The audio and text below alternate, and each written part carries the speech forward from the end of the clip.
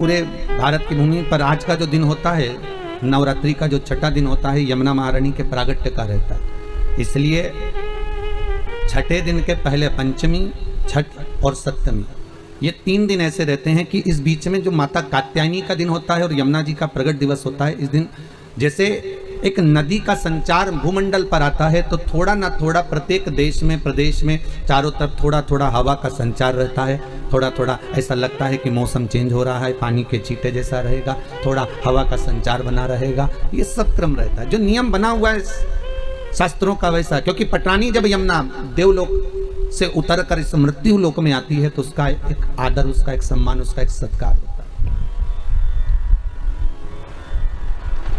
भूमंडल पर अच्छा, कितनी विचित्र बात है, कितनी एक उत्साह की बात है कि देवता भी इस पृथ्वी पर आने के लिए तरसते हैं। देवता भी इस भूमंडल पर आने के लिए और ललायित रहते हैं कि हमें पृथ्वी पर जाना है, हमें इस भूमंडल पर जाना है। और प्रत्येक देवता का एक क्रम होता है। जैसे यमुना महारानी जब भूमंडल पर आई तो उन्होंने सूर्य नारायण भगवान से कहा, पिताजी यमुना और यमराज ये दोनों जुड़मा हुए थे माता संध्या के गर्भ से। सूर्य नारायण भगवान की धर्मपत्नी के गर्भ से यमुना और यमराज जुड़मा हुए। बस मात्र कुछ मिनट का अंतर है यमुना और यमराज में। यमुना भी और यमराज भी, ये दोनों जुड़वा हुए, कुछ मिनट का अंतर। यमराज और यमुना में केवल कुछ ही मिनट का अंतर। एक दिन यमुना जी ने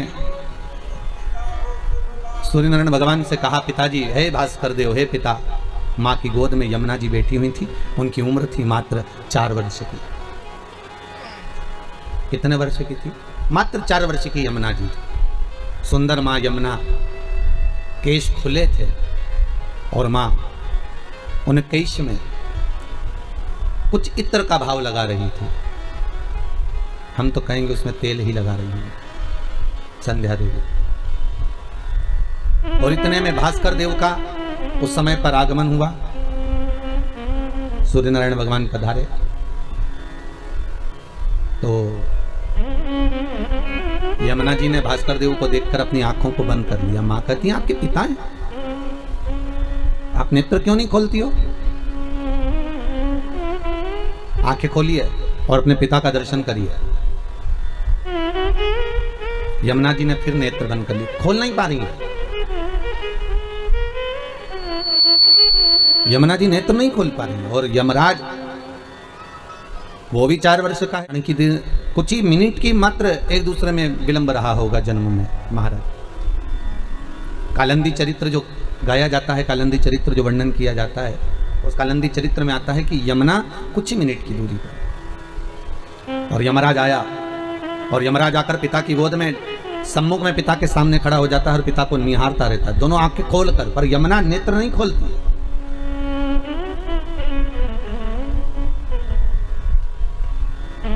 अगर यमराज और भास्कर देव की कथा को हम सुन रहे हैं तो यमराज और सूर्य नारायण की कथा, बाप और बेटे की कथा सुन रहे हैं तो यमराज स्वयं सूर्य नारायण भगवान के सामने खड़े होकर बात कर रहा है।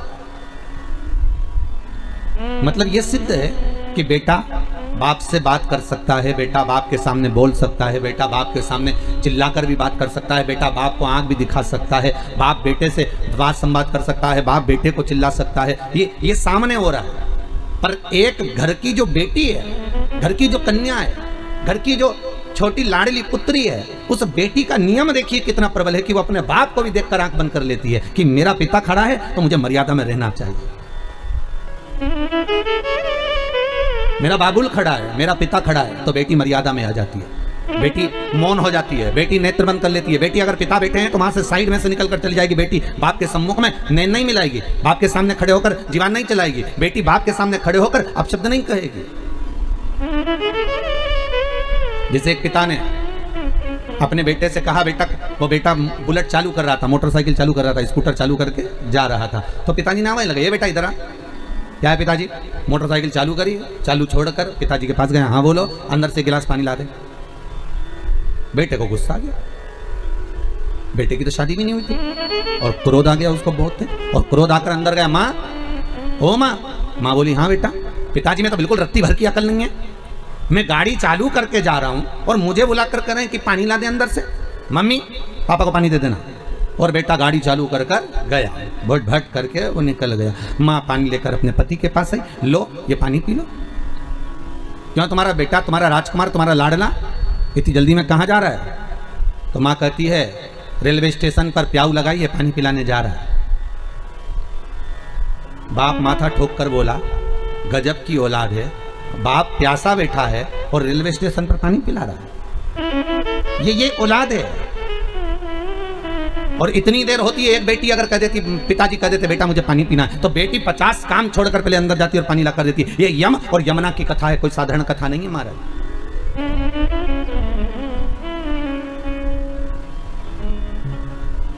यमुना अपने पिता के सामने नेत्र, संध्या देवी कर रही है, तू नेत्र खोलकर देख, तो नेत्र खोलकर बात तो कर अपने पिता से। नहीं मां, मर्यादा देखिए बेटियों की।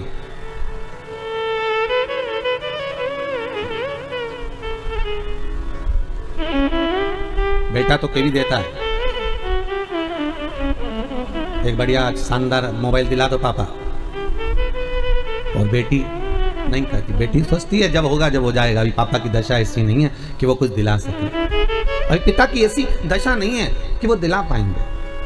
मेरे बाबुल की दशा में जानती हूँ, एक बेटी अपने बाप की दशा को जल्दी पहचान जाती है कि मेरे पिता के पास में इतना धन नहीं है, मेरी माँ के पास में इतनी दौलत नहीं कि मेरे माँ बाप मुझे अच्छे कपड़े दिला दें या अच्छे वस्त्र। बेटा तो डिमांड कर लेता है, बेटा तो खड़ा होकर कह देता है मुझे अच्छा पढ़ना है, मुझे वहाँ जाना है, मुझे मेरे दोस्त एंजॉय करने जा रहा है, मेरे दोस्त वहाँ जा रहा है, मेरे दोस्त वहाँ जा रहे हैं, मुझे जाना है, 500 रुपये दो, 1000 रुपये दो, 2000 रुपये दो। और बाप बेचारा जेब में से टटोल कर उस बेटे को दे भी देता है। पर बेटी कई बार ऐसी जगह आती है जहाँ बेटी का मन भी करता है कहीं जाने का, बेटी का मन भी करता है कुछ अच्छा खाने का, बेटी का मन भी करता है।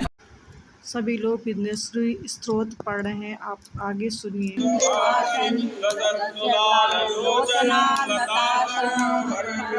कपाल शूलधारिणी भजामि विंध्यवासिनी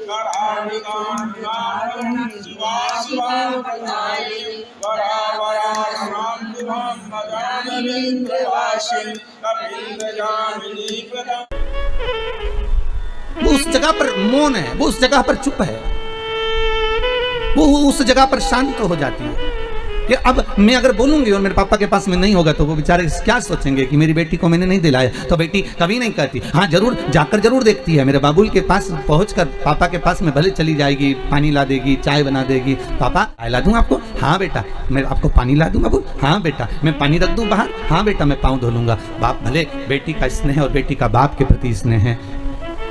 ये शिव महापुराण में अगर आज यमुना जी के जन्म की कथा निकली है, यमुना के कालंदी के प्रागट्य की कथा निकली है, तो ये कथा द्वारिका खंड में से कालंदी प्रसंग में से मैं बाच रहा हूं। अगर कोई पढ़ना चाहे तो पढ़ सकता है। कोई कहे कि यमुना जी का ये चरित्र कहां से लेकर आए, तो आप द्वारकाधीश कथा में से कालंदी प्रसंग को निकालकर उसमें पढ़ सकते, उसमें से प्राप्त कर सकते, आप उसमें से निकाल सकते। बेटी बेटी होती है। पटरानी यमुना 4 साल की थी, पर यमुना जी के नेत्र पिता से नहीं मिला है। आज भी यमुना के नेत्र नीचे ही हैं। अगर आप लोगों ने कभी यमुना जी का दर्शन करा हो तो जैसे मेरे श्री जी बाबा के नेत्र हैं वैसे यमुना जी के नेत्र भी नीचे हैं। यमुना जी के नेत्र सामने नहीं है, यमुना तिरछे नेत्रों वाली नीचे नेत्र है। कटाक्ष यमुना जी के नीचे है। बाबुल से नहीं मिलाती, बाबुल की दशा देखती है। और कितना सुंदर प्रसंग है, जब सूर्य नारायण भगवान परिक्रमा करते करते संध्या देवी के कक्ष में पहुंचते हैं, तब संध्या देवी बाद में जल लेकर आती है। सबसे पहले यमुना दौड़कर अपने पिता के लिए पानी लेकर जाती है। मेरा बाबुल आया है बहुत समय के बाद, क्योंकि ये कर्म में लगे हैं, ये धर्म कर्म में जब मनुष्य व्यस्त हो जाता है उसके लिए एक बेटी का होना जरूरी है, क्योंकि बेटी ही एक ऐसी होती है जो सम्मुख में आकर खड़ी हो जाती है। बाबुल ये लीजिए, मैं तुम्हारे लिए जल लेकर आई हूं। यमुना दौड़कर 4 वर्ष की बेटी और नेत्र बंद, तो मां संध्या कर रही है, अपना बाबुल आया है, आपका पिता आया है, सूर्य नारायण जी आए, भास्कर देव आए, रविकर आए, आप इनसे कुछ बोलोगी ना? यमुना मोहन, कितना सुंदर प्रसंग है। जैसे पिता आए तो यमुना ने अपना मुख अपनी माँ की साइड कर लिया और माँ उसकी बालों को हाथ से संवार रही, यमुना के केशों को। पता नहीं यमुना के केशों को माँ संवार रही है। माता यमुना के प्रकट की कथा सुना देखिएगा रहे हैं। कितना बहुत सुंदर ही प्रसंग अद्भुत है। कथा है, बहुत ही माता किस तरह संध्या की गोद में बेटी यमराज अपने जिस जंघा पर अपने बैठता पिता था, के जिस लिए गोद में बैठता था, समर्पित रहती उस है। गोद ये में, कथा उस स्थान आप पर सभी यमुना को कभी गुरु नहीं भगवान बैठी। सुना बहुत रहे ध्यान हैं। दीजिएगा कथा गुरु पर। भगवान जो भी कथा सुनाते हैं बहुत शायद ये अद्भुत और कथा अच्छी आप लोगों ने कथा सुनी सुनाते ना हैं। सुनी, पर तो बहुत आप ध्यान लोगों ने दीजिएगा। माता का श्रृंगार माँ संध्या की कैसा गोद में, लगा, आप लोग को माता श्रृंगार अपनी माता की आप गोद लोग में, जय जिस माता गोद दी में जरूर यमुना बैठती लिखिएगा थी, कमेंट जिस बॉक्स ओर में। बैठती थी, और जय यमराज माता जिस ओर बैठता दी था, के यमुना साथ उस साथ यमराज आप वाली लोग जगह पर भी नहीं लिखिएगा बैठी। कैसा लगा आपको माता का श्रृंगार। फर्स्ट टाइम आए तो मेरे चैनल को ये सब्सक्राइब बेटी का करिए जीवन है। और लाइक कमेंट जरूर करें। मम्मी, तो आगे सुनिए दर्शकों, क्या बनाया तुमने? गुरु भगवान भजिया क्या बनाया। और बता भुजिया रहे बनाया? हैं। गुरु भगवान बेटी का बहुत सुंदर प्रसंग बता रहे हैं कि जब रसोई घर में माता कुछ बनाती है तो बेटी दौड़ दौड़ के जाती है और पूरे परिवार को भोजन परोसती है, और भाई के लिए, पिता के लिए, और सभी जितने भी परिवार के सदस्य हैं उसे दौड़ दौड़ के सारा भोजन परोसती है। माँ का पूरा सब सहयोग करती है, लेकिन लास्ट में जो थोड़ा बचता है, अगर माँ कहती भी है कि लो बेटा तू खा ले, तो बेटी कहती है नहीं माँ बना लो, हम दोनों साथ में ही खाएंगे। तो ये था आज का प्रसंग। आप लोग जो अच्छा लगे तो आप लोग ज़रूर बताइएगा। तो हमारे घर में जो कन्या रत्न होती है तो हम सब के लिए बहुत ही सोचती है, इसलिए कि कन्या का बहुत ही, आज माता रानी का जो दिन चल रहा है वो कन्या का दिन चल रहा है। तो हम सभी को माता रानी का और जो हमारी घर की कन्याएं हैं उनका बहुत ही सत्कार कर। तो माँ का छठा दिन माता कात्यायनी की दिन का और महाशिवरात्रि जो चल रहा है उसका आप सभी को फिर से एक बार बहुत बहुत शुभकामना। और नेक्स्ट वीडियो में आप सभी से फिर से मिलती हूँ। आप सबको कोई क्वेश्चन हो तो आप लोग ज़रूर पूछें, मैं उसका आंसर देने की कोशिश करूँगी।